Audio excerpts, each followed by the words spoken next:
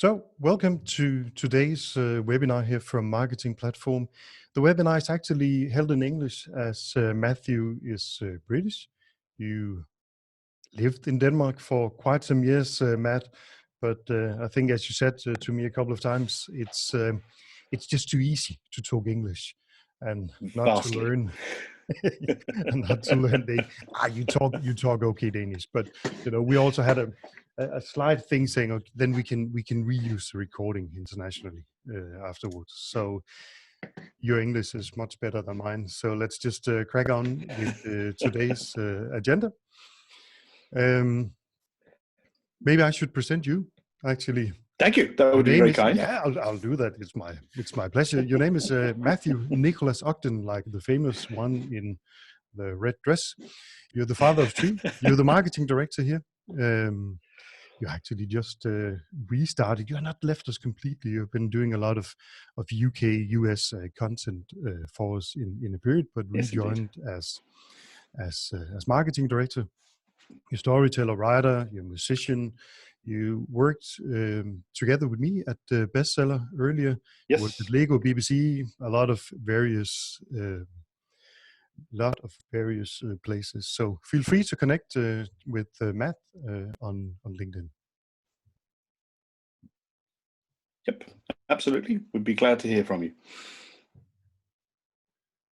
And yeah, I think for those of you who do not know me, I'm the founder of this company, serving daily as CEO with a great growing team behind me. So I done a lot of stuff earlier also. So let's not rest with that. So the agenda for today's webinar is a quick story of who we are, a little bit about our rebranding, and then the topic for today is being a certain voice in uncertain times. And then top tips on how to work from home, and tips that we got from people that you have known throughout your career, other people that have done a really, really great career at Absolutely. Lego, Yes. among other places. So yeah. I'm really looking forward to the webinar, and it's really nice for me that I'm not the co-presenter on a webinar also. So gives you a break. Just a little bit about who we are. I founded the company at a desk in my home, actually, in 2011. In 2016, we changed the name to Email Platform, simply because there were a guy, and he still keeps mailplatform.com, and he wanted like $1 million for it, and that was a little more than we have spared in our pockets. This year, we're rebranding to MarketingPlatform. You might still see some places that we are named Email Platform, but we're doing our very best to get around everything. We have a lot of colleagues in a lot of countries. We just actually opened in more countries, primarily in Eastern Europe. We have customers sending a lot of campaigns, and in these Corona times, we see the usage of our platform has gone up to something that looks like Black Friday, a Black Friday situation. So I don't know where the number for March is ending, but we have passed this number, and I think also we will pass 500 million emails sent out from the platform. Mad. Crazy. Yeah, it's a lot. I'm glad it's not receiving all of that in my inbox, to be very honest. It will take most of the day to sort them out. So, yeah. So, Matt? Yes. Crack on. Absolutely. Good morning, everybody. I'm very delighted to be presenting to you guys today. Quick bit of housekeeping. If you have any problems understanding me, or if you have any questions about anything I've said, please use the functionality to stick a hand up or ask a question, and I can go back over the material.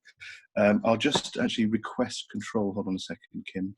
Yeah, just a second, Matt. I'm just trying to... Yeah, 1 second. So before you take I'll just say type here, and so everyone should have a small blinking notice now in the Zoom tool. I can and see there's also Q&A up there, so you're welcome to use that, or you can just use the chat. I'll try to keep an eye on the chats and ask the questions for you. We are not passing the mic around. It would be really messy sound picture if we were doing so. So Matt and I are the only one getting the mic today, but just text the questions in, and if there's anything with the sound and so on, please also do. I'm in our office, and it's actually very weird. I'm the only one here, so we have around 700 square meters in Vine, so it's really quiet. Let's put it like that. So I should have perfect sound and perfect internet connection. Matt, you're sitting at your home in Kolding, so I am indeed, yes. bear with you if there's something with the sound. I'll keep an eye on the sound, but just feel free to ask the question, and we will repeat. So you should have control over the window now, Matt. Let's just have a look. See, I think if you just click the arrow down, you should be good to go. Okay, let's just have a quick look. I'm not. Aha, yes, there we go. Brilliant. Okay, right. So we are in uncharted territory, a lot of us at the moment. I don't think anybody has lived through anything quite like the experience that we're facing at the moment. And given the challenges that throws up for a lot of us, I think quite a few of us might be sitting and looking at the universe as if it's like this map. We're off the edge of the known world, and we're off in that part of the map that says "Here be dragons," and so we've got a bit of a job to figure out where we are, so we can figure out where we need to be for our customers and for our users, and so we're all in the same boat in that respect. None of us has done this before, so we're all learning the ropes here. But as we are in that uncharted territory, one of the things that we need to do is as customers to our suppliers, and as suppliers to our customers, we need to speak with a voice that is consistent and clear, and sets the tone that is reassuring. So we've got a few tips and tricks and a few ideas to share with you today. And Kim, of course, pitch in as I go along if there's anything you want to add as we go through here. But yes, we're off the map, but we know there aren't dragons here. And I'm sure you as in your business know there aren't dragons, but do your customers know that? So how do we make them feel secure and safe in that? We have, as part of our first expression in these new territory, we've started this "Be a Certain Voice in Uncertain Times" as a campaign. It's to encourage people to keep on keeping on. That's the theme here. We aren't in such weird territory that we aren't able to communicate coherently, and we need to keep that voice. We need to be clear. We need to set the tone for our customers in a way that helps us keep them calm, and working on that. So by being a certain voice, you're sitting there possibly, I know I have, I'm human, and you're sitting there and having similar thoughts to these. You're worried about your own health, you're worried about your loved ones, any elderly relatives, anybody that might be in the at-risk groups. You're also going to be sitting there thinking, well, if I'm having these thoughts, then my team, my people, my customers are going to be having exactly the same thoughts. No doubt, before the coronavirus sort of landed on our shores and raised its head in China, your business had needs that required you to pay attention to those right off the bat. So those haven't gone away, those still exist, but we have something else that we need to focus on. And so everyone's sort of sitting there, perhaps saying, okay, what do I say? Who do I say it to? How do I say it? And when do I say it? How do I navigate these uncertain waters? So you need to be a voice that's heard. This is not the time to stop talking. This is the time to be heard. This is the time to be absolutely clear. You need to talk. Talk to your customers, talk to your users, your suppliers, your teams, your network. I mean, you should do that as a matter of course in your business anyway, but this is here being that voice that is really clear and really calm and really reassuring will work wonders, not just for yourself, because, not just for your customers, but for yourself as well, because you're understanding that what you're saying is as valid to yourself. It's a reinforcement thing. So make sure that you keep talking and that you talk to the right people. Hold on a second. Make sure that what you say is clear. So in any of your communications that you're sending out now, just keep telling your story. Do what you've been doing. It's your normality. Your normal is your normal.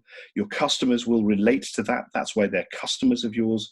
So maintain that normality and speak about only what you know, speaking with confidence about what you know you have on your plate, and don't let the stuff that you're not sure about impinge on that. Be reassuring, be present, be consistent. So keep your cadence of communications going.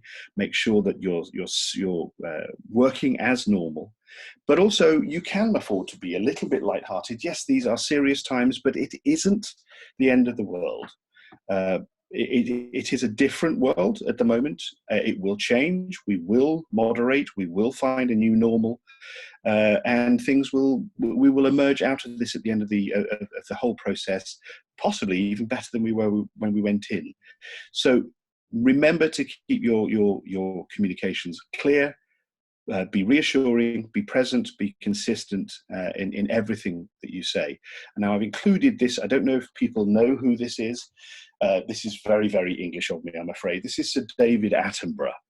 And he is possibly one of the most wonderful human beings on the planet, as far as I'm concerned. He is a naturalist. He's worked with the BBC Natural History Unit for years. And I was very, very lucky many, many millennia ago to work with him briefly, because the Natural History Unit used to be based down in Bristol, BBC Bristol, and I was at university in Bristol, and part of my first degree was working on communications, and I got to meet David Attenborough and talk to him, and he is as reassuring to a British person. He is about as reassuring as a voice as you could ever find. So what I'm trying to encourage you to think about with this is when you are crafting your communications, when you're putting your messages together, whoever is that reassuring voice in your head, whoever is that person that comes to your mind when you think, okay, if I hear that voice, everything in the world is fine. Everything is safe. Everything is secure. Have that voice in mind. And for me, it's this chap. It's Sir David Attenborough. Whenever I watch a natural history program and his voice comes on, I'm like, okay, the world is great. I have no problems.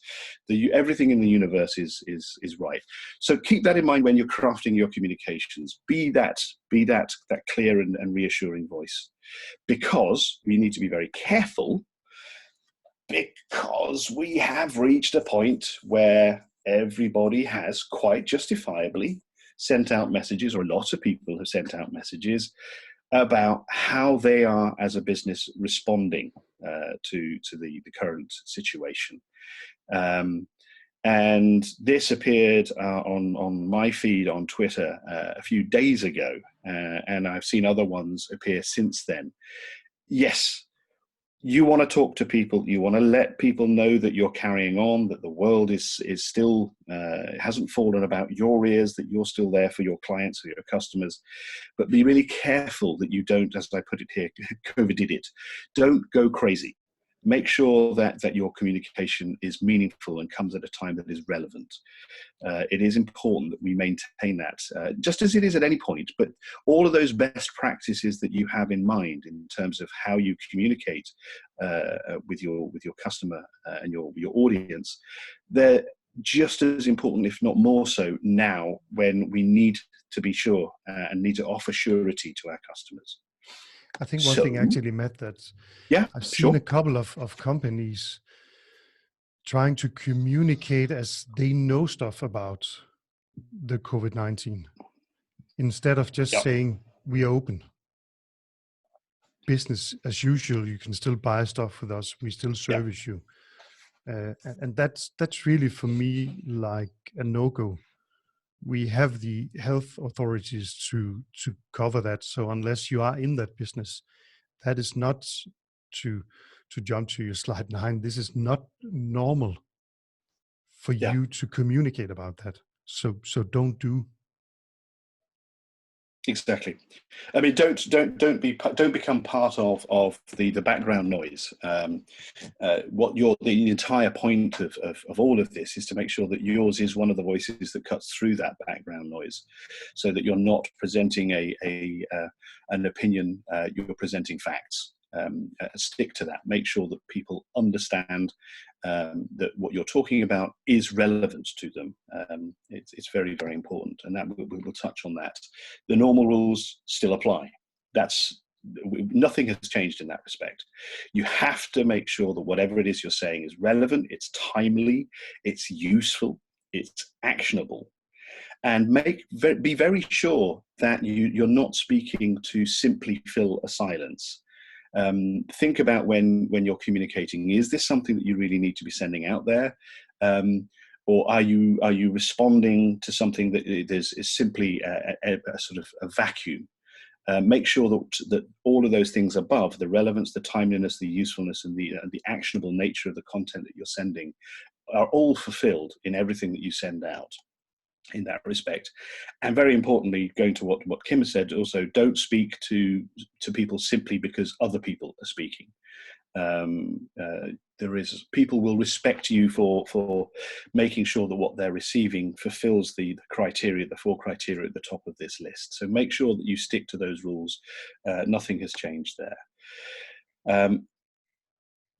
Again, this comes to that point. I mean, when I say avoid raising eyebrows here, that's on so many levels. That is not just in terms of making people tired, like, oh my God, it's another message about COVID-19. Make sure that what you're sending out, do send stuff that's specific and relevant about your business, what you're doing, particularly if the current situation has impacted upon how you service your customers. So make sure that, of course, that's perfectly relevant communication. Make it happen. But also in that respect, make use of the tools that you've got at your disposal to segment, use automation, to make sure that you're sending the right message to the right people at the right time. It's critically important. It's a really, really, really good time for you to work on that, to train that side of your skill set. Is to start thinking about, okay, what is this message that I need to get out there? Why do I need to get that message out there, and who needs to hear it? And that will also make sure that you're not sending out irrelevant stuff. It will force you to, in a very positive way, to focus on what really is important. And in this day and age, there's something else that we can do. And one of the things is great is this about offering support. If it's relevant, offer support to people. How can you be there for people?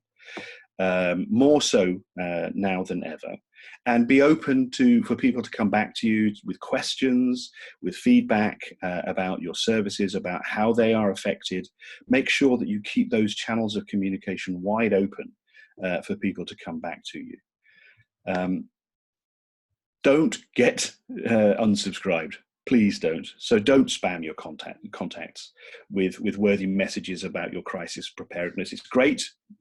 Everybody needs to be prepared for this. But going back to that very quick to emerge fatigue with the kind of messaging around that. We're a week in Denmark. We're a week and a half into this completely new territory. You don't need to be sending that message out anymore. If you haven't sent that message out by now, it's going to be relatively irrelevant unless more restrictions come in that massively impact your business. Of course, you need to communicate around that, but don't now. Now is the time to think about, okay, how do I navigate? How do I prepare people to make use of my services in this new normal? Because you need to be careful you don't repeat yourself, and you don't send out anything that's unnecessary in terms of your communication. Avoid the temptation just to communicate because it's a big scary thing that we're looking at in the world. If your customers are directly impacted themselves by what's going on, you need to let them know from your perspective, how anything that you've got will impact upon their business, any closures, any delays, or anything that might be a part of your world. Let them know what you're doing to mitigate the situation. So make sure that people are clear that you're perhaps refocusing around online business. You're taking meetings with people if you're offering services that would normally be provided face-to-face. You're taking those online. And that you're offering support on an online rather than in-person basis going forwards. There are myriad opportunities there. There is a whole a matrix of possibilities that will be relevant for you and your business, but make sure that your messaging is around that. So it is around, okay, there is this new world. What is it that's happened? And this is what we're doing to work with that new reality. Okay, hold on. Moving on. I love this. Segmentation. Yes, this is really important from my money. Make sure that you're sending your stuff, your material to current customers. Don't hit everybody. Use your purchase tracking tools, whatever tools you have at your disposal, to figure out who are the really current customers, who's there, who's making use of your services, and talk to them. Use the tools to find people that have interacted with you recently, and you can set the parameters around what that interaction should be. And so you can then create the segments that will limit send outs to people that have, for instance, as we've got here, they're not limited to this, but these are some examples. People that are opening mails, that are clicking in mails, that have visited your website or web shop, that have used your chat program, any other engagement metrics that you've got that are relevant. Use those to help define segments that are relevant for you to talk to. Because you will also be able to use those tools to understand what are people's concerns. You'll find that if you're using these tools to track people's behavior and see how they're responding and acting according to the material that you're sending out, the engagement and the content you're giving them, you will be able to tailor ever more relevant content. So really pay attention to that. Use those tools, because that will help you make sure that you're communicating something absolutely relevant to people when the time is right. And I think one thing that is extremely important for us to add to that is that that's exactly, you can say, that's exactly what we're offering, that we can, with our customer data platform, that you can take the orders in from your web shop, from your ERP system, from whatever system that you have your transactional data in, and we can find these patterns and you can segment using it. And segmentation really works. We can see from our data that it works 6 to 10 times better. And it doesn't matter if it's segmentation that are based on purchase history, or it's the segmentation out of having a tracking pixel installed on your website, on your web shop, so you segment based on that, or it's the behavior in the email. Normally, if this was a normal product presentation or a presentation around the marketing automation efforts that we have at MarketingPlatform, we would be talking about customer data platform. We would be talking about data. When data changes, it can automatically create segments. It can automatically send out stuff based on these actions that are changing. So it is extremely important that you also stick to GDPR or legislations around that, saying that you can't just import your entire customer base now because it's a COVID-19 crisis and say, I'll send commercial stuff after these people. But there are exceptions.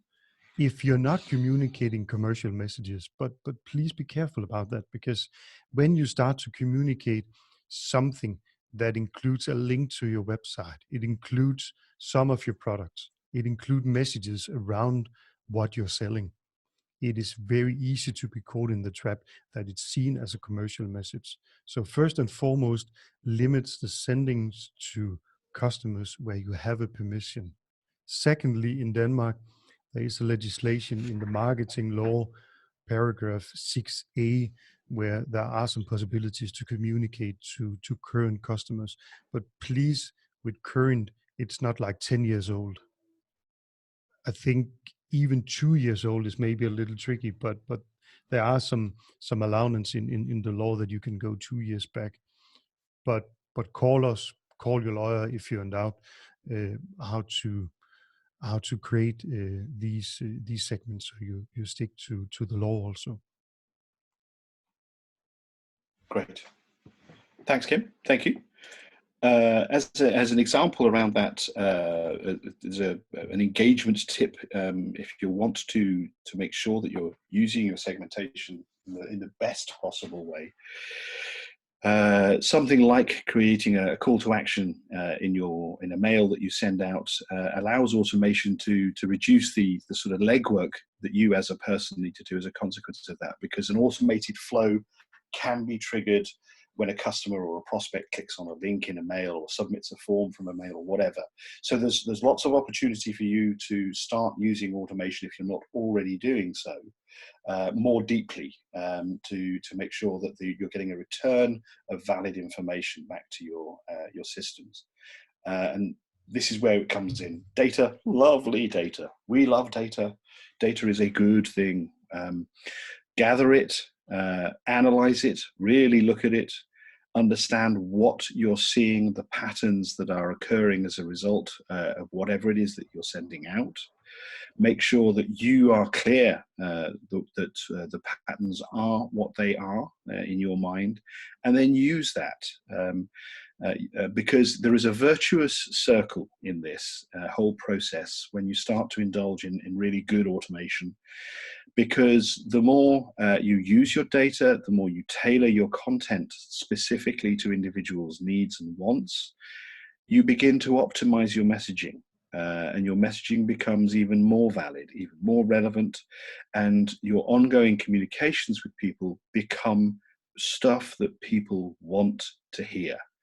And as always with anything that you're doing when you're communicating, you've got to make sure that you're answering a need in people. Sometimes it's not something that they may necessarily know. There's a beauty in automation that you can actually end up communicating to people about something that they didn't know they needed. But make sure that you're really diving into the data intelligently, and use that to consistently and continuously improve the messaging that you're sending out.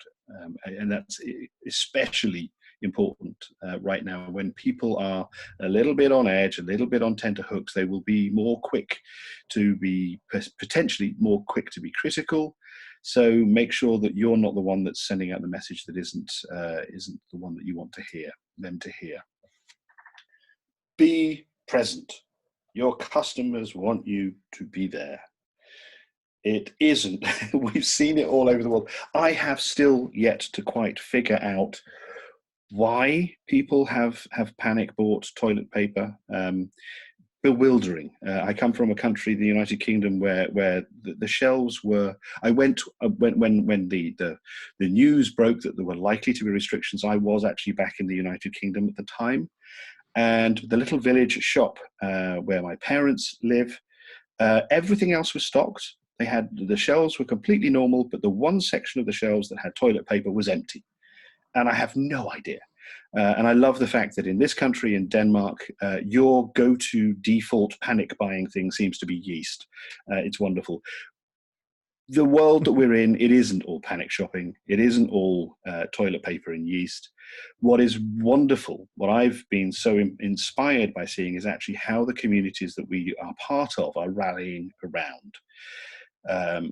You have an opportunity here in your messaging, in the way you present yourselves, to be a part of that support network. You can get involved with helping people on affected businesses with crowdsourcing lists. You can think about what it is that you've got, what it is that's special about your line of business or your services that you can offer free of charge. What have you got for other people that will support them as they adapt? Remember, we go back to that whole idea at the beginning here, that we're all in the same boat. We're all off the map here. how do we present ourselves in a way that says, okay, I don't actually know any more than you about where this is going. However, whilst we're on that road, this is what we're doing. And that is something that will be remembered. If you are seen as part of the solution and not adding to the panic, if you're seen as somebody that's offering something of value, of relevance, it might take a little time for that to cycle back into your business, but it will be worth it. This is an opportunity for you as businesses, as organizations, to really present yourself and the values that you have as a business. So if you're seen as somebody that is part of the solution and not part of the problem, or just not someone that's trying to cash in, you will be thanked. That will happen for you. So be good in this case. Hashtag be good, be kind. It's a great opportunity for us to do that. You can say, Matt, that one of the strategies that we have grown this business on is actually content. I love to write, so I started writing articles all the way back in 2011, and I said I need to write 2 articles a week. I need to publish them wherever they should be published. In 11, 12, 13, 14, it was like press releases, and it had a SEO value. Today, we distribute them differently. We distribute to our newsletter list, of course. We distribute on LinkedIn, on Facebook, some of it also on Instagram, and 1 or 2 times a month, we also distribute it as a press release, and some of the articles we try to seed into the medias.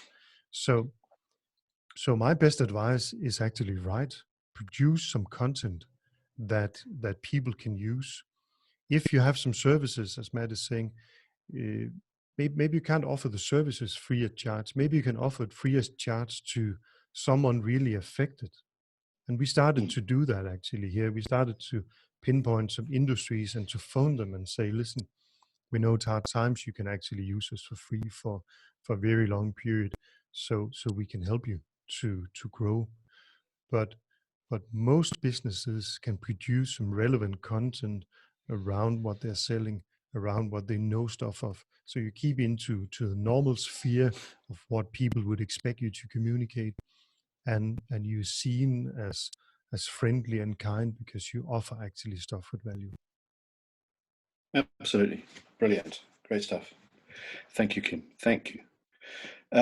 On the subject of being present as marketing platform, full disclosure, we're learning too. We're off the map with you. There's nothing here that we are entirely familiar with. So we are in the process of understanding how to navigate through these new waters. Don't hesitate to reach out to us, because we're here for you. As Kim has just mentioned, we are reaching out to people that are very adversely affected. So we're there as sparring partners. We're there to help you understand your new reality, and make sure that you are clear about what it is that you want to communicate. So don't feel that you're on your own. Nobody is. It's very easy, and we'll get onto that in a minute. But it's very easy to feel that if you're working from home and you've never really done that. And please do let us know what's working for you. If you're finding stuff that really makes a difference on any level, we'd love to share that information with everybody. So please do let us know what works for you, and we'll continue to communicate around this on an ongoing basis. But it would be great to know that, because we can then share that both yourselves and through our networks. It would be great to share that news. It's really important that we keep that going forward. The most important thing, and there's going to be a few slides here that will reveal a degree of my geekery. But Matt, maybe we could actually just on top of what you're saying, maybe we could actually ask everyone to write us in the chat. You can just choose the setting that you only write to the panelists if you do not want everyone else to see. But maybe you can write one good thing that you've seen from this. How has your business reacted? And the thing that is most troublesome, the thing that would be great. Yeah, that gives you the most trouble at the moment. And I'll just retype here. So everyone has probably it blinking now. So just change so you only write to the panelists, and then we'll get it in, and we'll just mention some of it, but we will not, of course, not mention who actually said it. So we'll not mention your name, but we'll just try to include some of it at the end of the presentation. So don't panic. Exactly. Ta-da! Exactly. This is. Oh, hold on. Give me control. There we go. Absolutely. You can take it back. I You had it all the time. I've got it. 2 thumbs and 1. I'm not panicking. One I'm not trackpad. panicking. I promise. No. But no. Stay calm. Yes, exactly. In with the good, out with the bad. Don't panic. We are all in this together, and this is from the Hitchhiker's Guide to the Galaxy. If anybody is a serious nerd, I was very, very fortunate back in the day, prior to his untimely passing, to meet Douglas Adams. He is the Hitchhiker's Guide to the Galaxy is not a book. It's a work of a guru. If you've never read it, please do. It's a philosophy for life presented through humor. So don't panic. We're all in it together. Another of my great geekeries is this chap, Terry Pratchett, who's the writer of the Discworld novels. And he made this up. This is completely apocryphal. But there is this idea that the phrase, "may you live in interesting times," is the lowest in a trilogy of Chinese curses that continue, "may you come to the attention of those in authority," and finish with, "may the gods give you everything you ask for.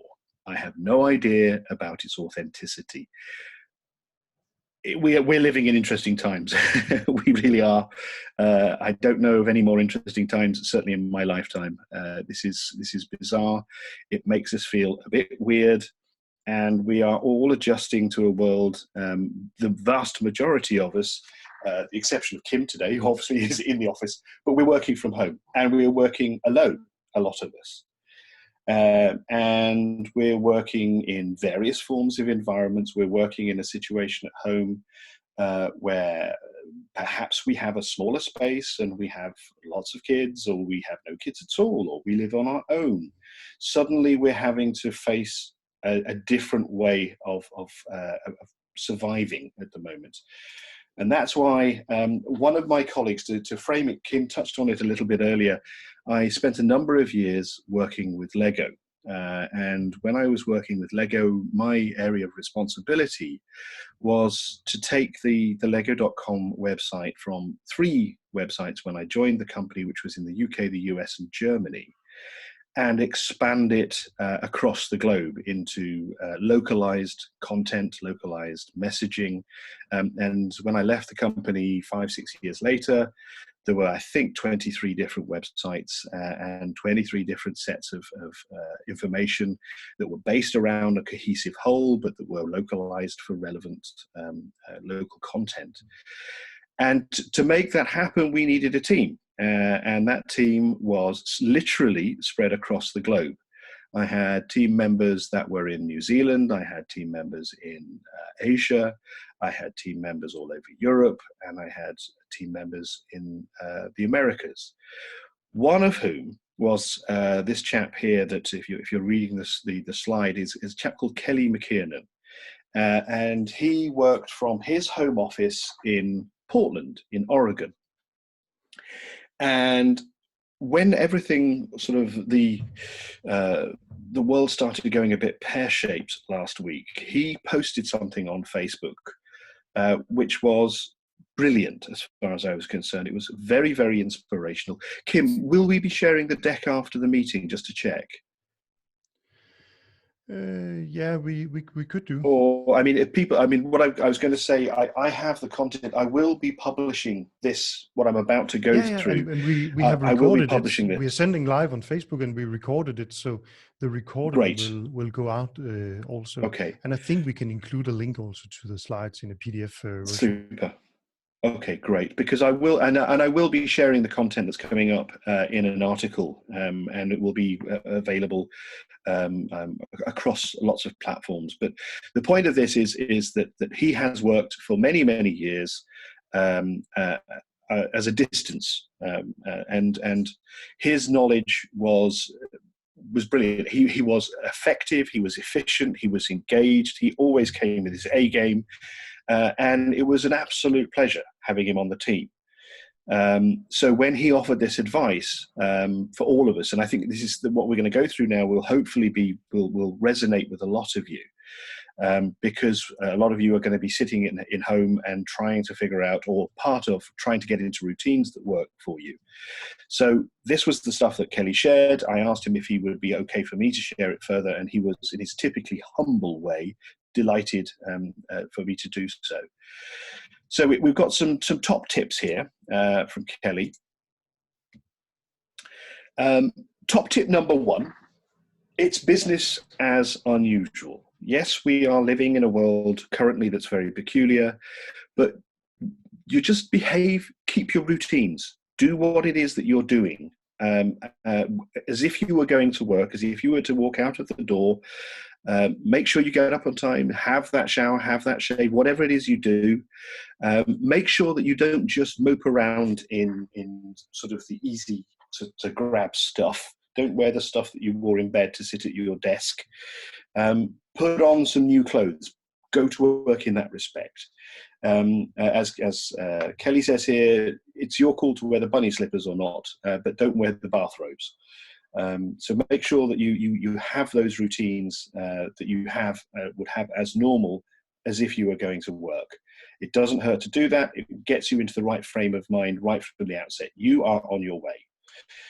The next tip is this one. I love the picture that we've got with this. I saw this shared on social media a while ago. This is a chap in his bathroom, strapper hanging on his way to work. They do say keep the rituals when you're working from home. So go to work. Keep your set working hours, keep a regular routine. It would be easy. I've worked on with my own business. It's very easy to slip into habits where you kind of push and you're a bit lackadaisical and whatever, but no, give yourself some structure. So go to work. Of course, you're going to have some challenges, and we'll touch on those in a little while, but you will need to be a little bit of have a little bit of flexibility about how you do it, but don't make the adjustment of your hours the regular thing that you do. Make sure you have a set kind of schedule. Yes, you can move around in that flexibility, but that's the exception here. Keep to those hours, keep to that routine, keep to those rituals, and you will find yourself maintaining motivation and maintaining your efficiency. To help with that, his next tip, which is really good, is giving yourself goals. Have a checklist, whatever form works for you. He recommends, because it works for him, you have your own system for doing this. But if you have checklists, if you have a daily routine where you go through and you see what it is, or a weekly routine or whatever, but you understand where you are on the tasks that you're doing, if you go through that, it makes you feel so much more productive. It also keeps you focused. You make sure that you understand where it is you're trying to go, what it is you're trying to achieve, and that when you reach that point, check, done, excellent. Next, move on to the next thing. But whatever it is that you use, whatever tools you have at your disposal to do that, do it. Keep doing it, because it makes the day go. If you go through stuff and you sit at the end of the day and you go through a list, it's like, yep, done it, brilliant.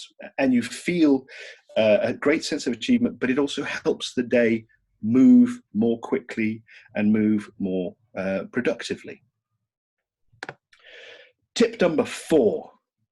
This is not a picture of my office. He lied. No, it is. It isn't. It's my head. No. A really good trick for this, and I agree completely with Kelly on this one, is to have a defined area for your workspace, and keep to that workspace. Don't sort of have the temptation to go away from that workspace and put your feet up and carry on working. And there's a reason for that. There's a rationale for that. And we'll get to that in just a moment. But make sure that if you have an office, make it that your office, so you've got somewhere to go to work. If you don't have space for that, if it's not possible, then make it a table or a part of the dining table or something, or something that becomes your office, and that when you finish your day's work, you leave that space.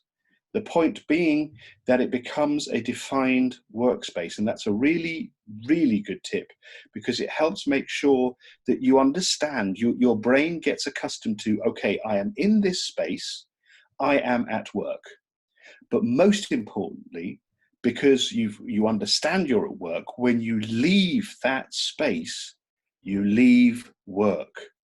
And for your sanity to stop, as I say at the beginning of the thing, from you eating your own head, you really need to be able to leave work as much as you need to be able to go to it.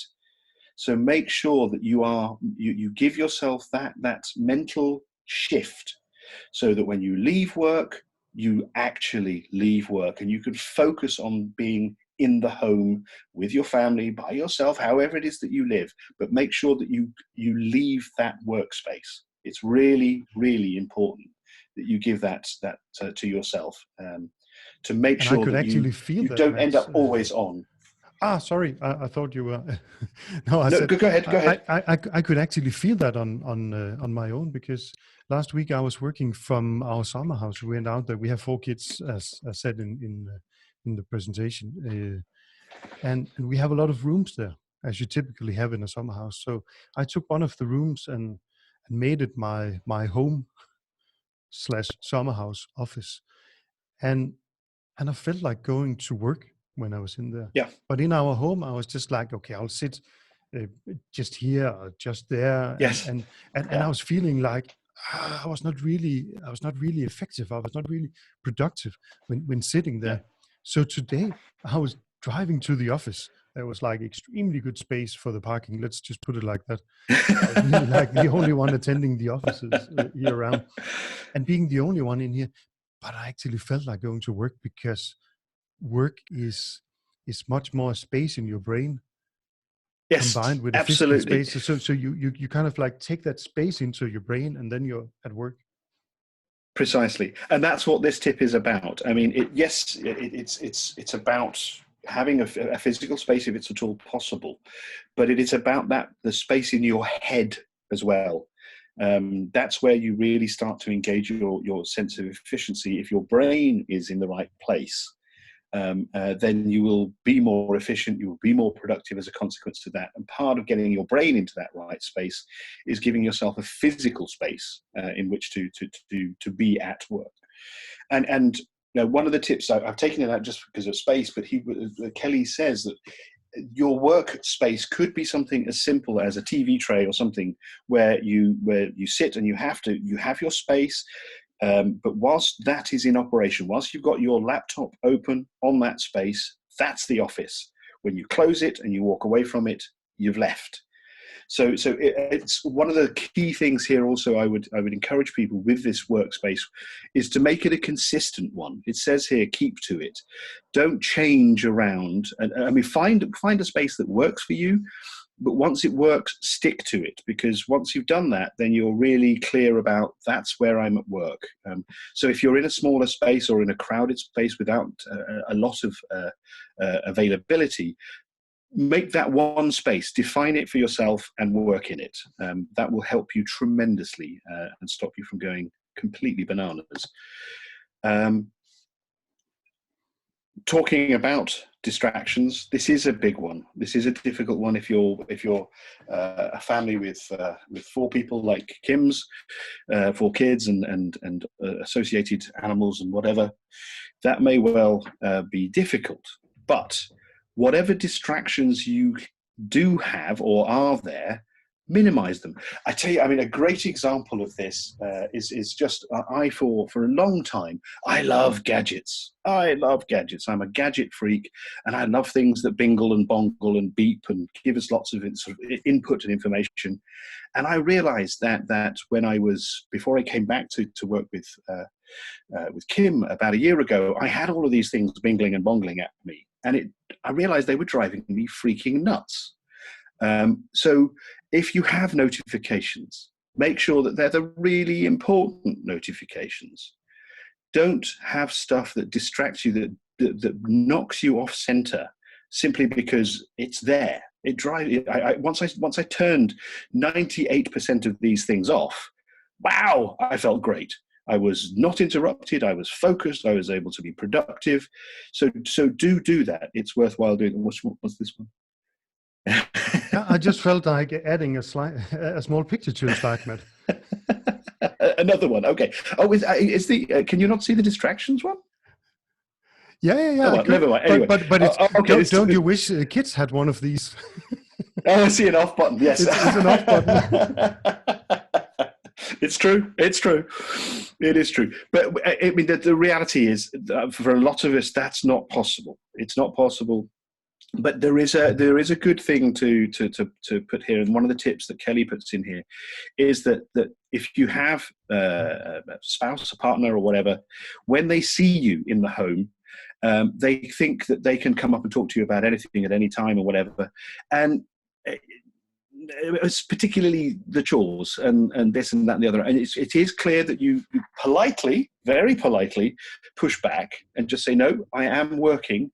I will deal with that. I'm more than happy to do that, but that will have to be something that we do later. I need to focus on my work and make it clear that you're, again, at work. You have gone to work.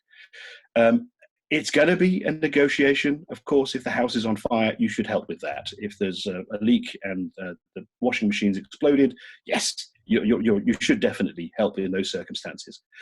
But do be sort of focused around making sure that your time at work is your time at work as much as possible. This one is a really, I love this picture. I was looking around for something that could sort of cover so many issues in terms of social distancing, but also making sure that you do make sure you're comfortable. So in your workspace, take breaks. I mean, you should do that anyway, even if you're doing that in the office and you're not doing that, shame on you. I'm very bad at it, but do it. Make sure you take breaks. If you can't get out, if you're in an area where you're particularly locked down, then just make space in the office or in your home, walk around, look out of the window, open the window, breathe in the air. In Denmark today, we've got beautiful weather. Do that. Listen to, if you've got, like I have a Fitbit, it doesn't do a great deal for me other than keep me amused. But if you've got something like a fitness tracker and it does bingle at you once an hour to say, go and do some steps, do it. Get up, walk around, stretch. One thing, I was listening earlier on over the weekend to BBC Radio 4, one of my former employers. They had the Radio 4 Today program at the weekend, and they had someone talking about a top tip. If you're sitting at your desk, and it's very easy when you're working from home to get caught up and not take breaks, and to keep on working and keep on working and keep on working. And that will drive you nuts in a very, very short order. So do listen to the cues. Do, perhaps even if you don't have something that sets you don't have a fitness tracker, maybe even put something onto your iPhone or your Android or whatever that just gives you a little kind of, okay, time to take a break, stretch. And one of these very simple things that the guy, this chap was talking about on the BBC Radio 4 Today program was a little stretch that you can do sitting down. And I'm actually going to do it now. And it's basically what you do is you sit up straight. And I encourage everybody to do this whilst I'm doing this. I love this idea that there are people potentially sitting there doing it. So sit up straight in your chair, plant your feet sort of shoulder width apart on the floor. And so your knees are at a right angle. And then imagine, keep your back nice and straight, put your arms up to the side, and then stretch your shoulder blade or stretch your arms back as if you're trying to, the way he described it was as if you're trying to squeeze an orange between your shoulder blades. So if you're doing that, and it's like when you're sitting and you're writing and you're doing stuff and you do something like that, just at your desk, just for 2 minutes, it releases 11,000 tons of tension in the shoulders. you've probably got, and it would be great if you've got little tips and tricks about those sorts of things to share. Please do. That would be wonderful. But make sure that you're comfortable when you work at home. So make sure that you do listen to yourself. And if you are able to take a walk, even if it's a 10-minute walk, do it. Go outside, get into the fresh air. It will help clear your mind, and it will help keep you motivated and productive. Top tip number 7, prioritize. If you have control over your workload, and a lot of people do, this is a really good tip. We made this a kind of a process in the team in Lego years ago.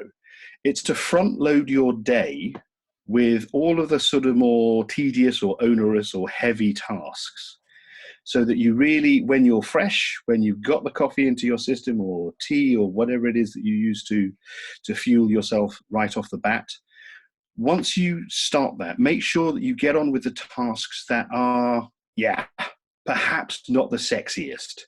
If it's stuff that you really need to get done to be efficient, if it's a report, or if whatever it is, do that stuff whilst you're at the top of your game, at the top of the day, and save the other stuff. And of course, these priorities will be affected by when you need to deliver this stuff for various people. But if you have control over that, put the stuff that's heavier to do at the beginning of the day, get it done, get it out of the way, and then have the enjoyment of the really fun tasks for the rest of the day. It's like giving yourself a treat. I've done the drudgery, now I'm going to do the fun stuff. So do that. If you have that control, if you have those kind of tasks, it will help you tremendously. Because if you leave the heavy stuff towards the end of the day, and you've done all the fun stuff, and you've burnt your energy off on that, and you're at stuff that needs energy, and you haven't got it left because you did the fun stuff earlier, you're more likely to bail out on that task, or you're not going to give it the attention that it might warrant. So you can maintain your energy levels by tailoring the priorities of your day to those tasks and to the time that they require. So that's a really good tip as well. And there we go. This is a really good one. Stay in touch. Simple as that. If you're part of a team if you're part of a team that in an office, and you're regularly talking to people, and you're having the chat and the water cooler moments and whatever, stay in touch. Do use that. Use whatever facilities there are. A lot of workplaces, as Kelly says here, have things like Slack or other messaging apps to keep people working together. Use them. Don't be shy about reaching out. This picture here, actually, you can see me. I am on the left-hand column, second from bottom. I'm the idiot with the beard waving. But this group here is a bunch of guys. I'm part of a group called Toastmasters International, and it is a group of basically, it's a volunteer-run group that is designed to help people work on their presentation skills, on their leadership skills, and you learn how to be a public speaker, you learn how to develop your skills in a whole range of areas. And we meet every 2 weeks in person, and of course, when it suddenly turned out that we couldn't do that, we were like, how are we going to handle this? How are we going to carry on this process? How are we going to give speeches? How are we going to stay in contact? We did as we're doing with this, with Zoom. We have a Zoom group where we now meet online, and we'll do for as long as we need to, every 2 weeks, where we continue the same process. And it gives you energy. When you're talking to people, when you reach out to people, when you maintain that contact, it will give you energy, and it will make you feel, if you do live alone, it will make you feel less alone. It will make you feel much more connected, and it will also help with the vibe of the workplace vibe. If you're still talking to your workplace colleagues during the day, it's the same as if you were having a chat with someone over the desk or across the room or going to get coffee or whatever. Don't be shy about reaching out to people. And if you have reports, then call them. Stay in touch with them. Make sure you just check in with them, not to monitor them, just because you're not monitoring them at work. You're still just being a human being, maintaining human contact with other human beings. And when people are in contact with each other, your level of productivity, your level of motivation, and your sense of self-worth and your desire not to go bananas is reduced massively, and your sense of engagement is sky high. So keep connected with people around you.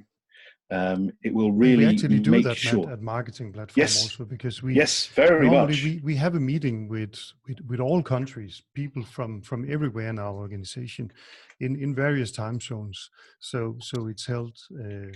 It's actually held on 1:30 every Monday, and of course we continue to do that. So I was hosting that yesterday from home.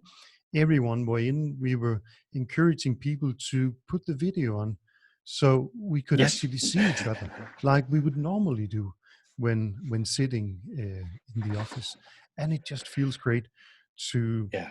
to just remind everyone that the world is still there. Absolutely. Lucky situation that we are actually growing. And continue to grow. I'll not say because of this, but we were on a growth journey, and the growth journey is continuing.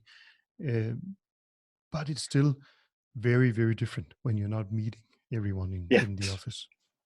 Yeah, and So that we is a actually good. 1 minute over time, Matt. So we need to wrap Okay. up. I will wrap up. Sorry about that. Okay, very quickly then. I thought. Sorry, I thought we had an hour and a half. There we go. Sorry. Very quick message. Again, more geekery. This is all about the fact that of course, all of us are sitting here wishing none of this had happened.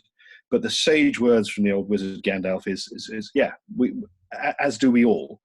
But we don't get a say in that. What we've got is the control over how we respond and what we do in the time that we've got.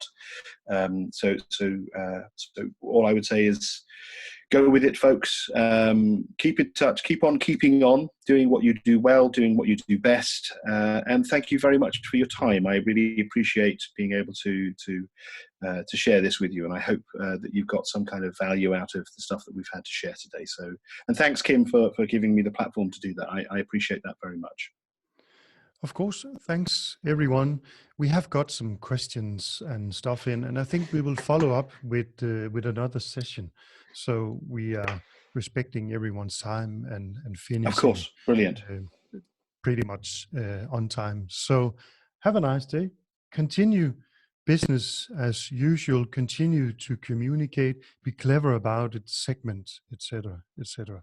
So Yep. thanks a lot, everyone, for stopping by, virtually at least, and being part of our ongoing series of webinars. Thank you. Fantastic. Thank you very much, everyone. Bye-bye.